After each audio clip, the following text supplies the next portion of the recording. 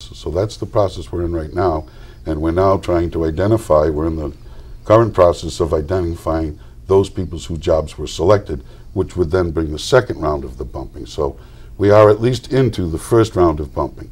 Some of those positions have been accepted, some have been denied. So Monday, people are going to be going into new jobs, and some others will be looking at the list to find a job. So that's currently where we're at with the bumping, and it'll continue, and different stages come along as the contract provides. Now, as the way the bumping works, because again, not everyone has a contract, the determining factor for actually conducting a bump is what, the time and length that you've worked in state service? For all purposes of bumping, the contract's clear that you use the amount of time you worked for the state.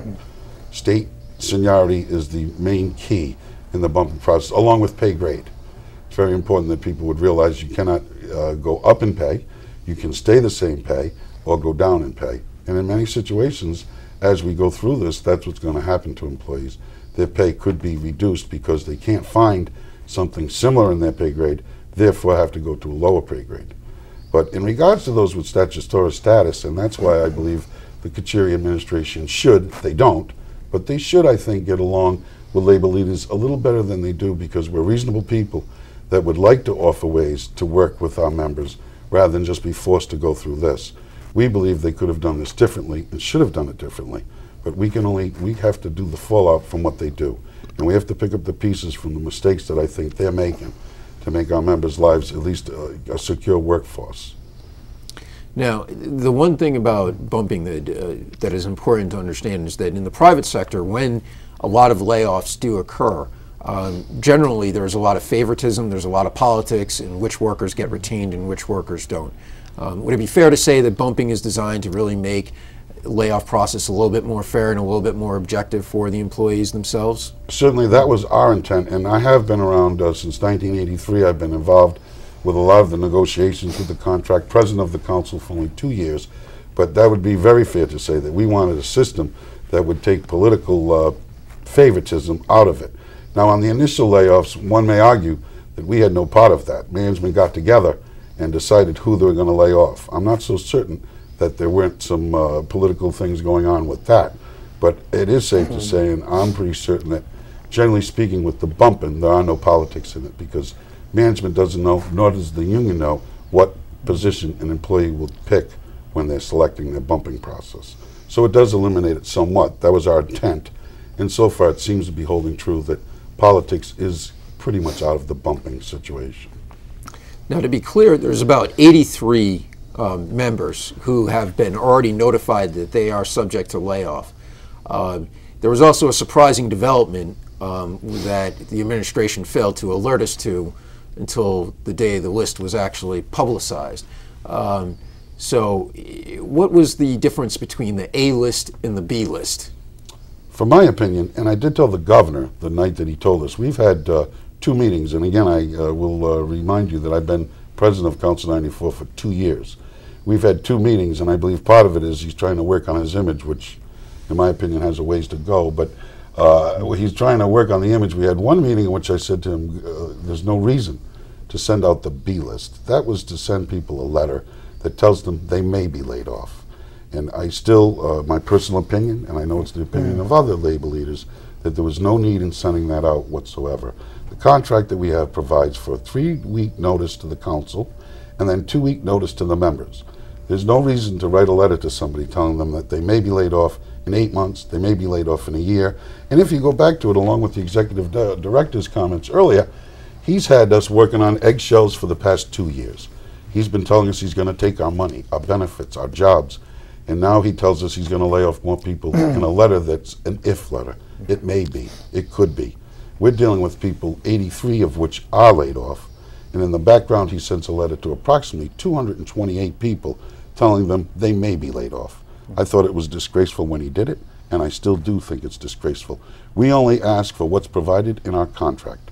Our contract is big to us. It's signed by me, and we believe in it. We did things in that contract we don't like. So to allow him to turn around and try to do the things he's doing, all we need is a 3-week notice to the union, 2-week notice to the members. No worker nowhere, whether they're unionized or non-union, should be held over their head that they might be laid off. We understand that can happen, and we don't need to have that hanging over our heads. Right. And if I may, Jim, he's also already indicated how the negotiations are going to go for Council 94 in June of 2008. He's already said that he's not going to give a raise to the employees, and he's going to come after $50 million in health benefits.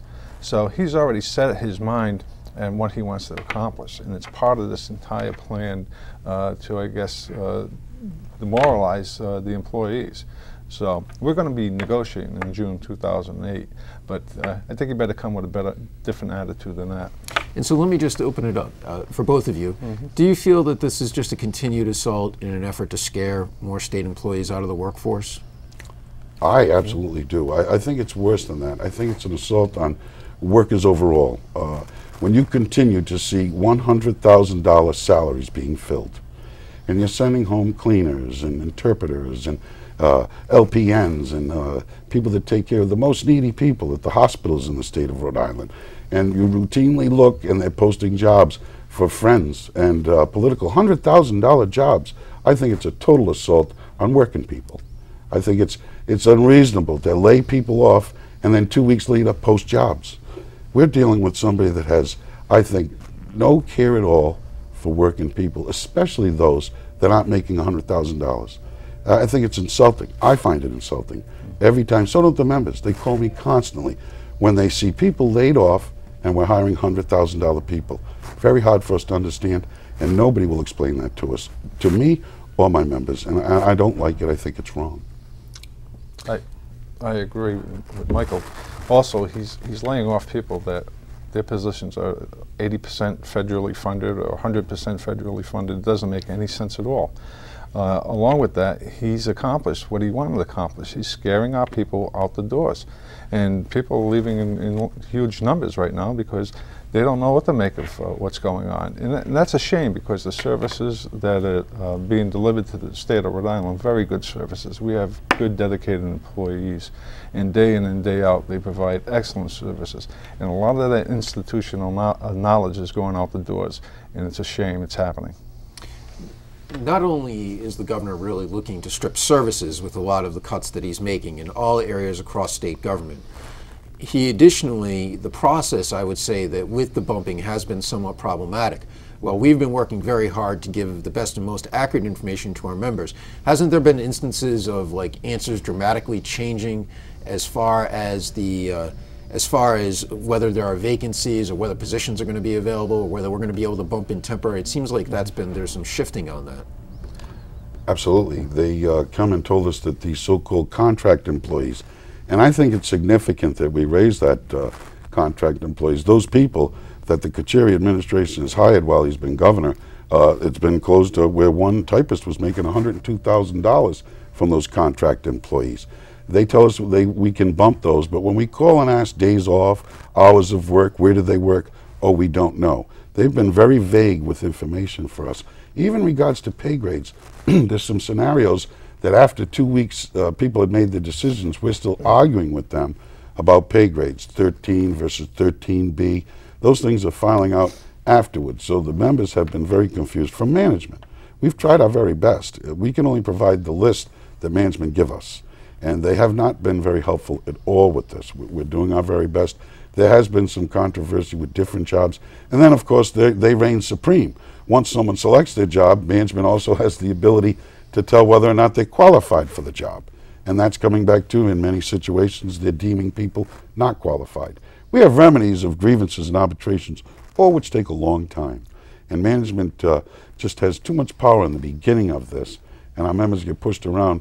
We don't like it, but we will file grievances and fight for our members. That's why we're here this morning with our members, because we want to let everyone know in the state that we are together on this. We're working together, not to hurt anybody, all taxpayers, to protect our jobs and make sure the public gets the service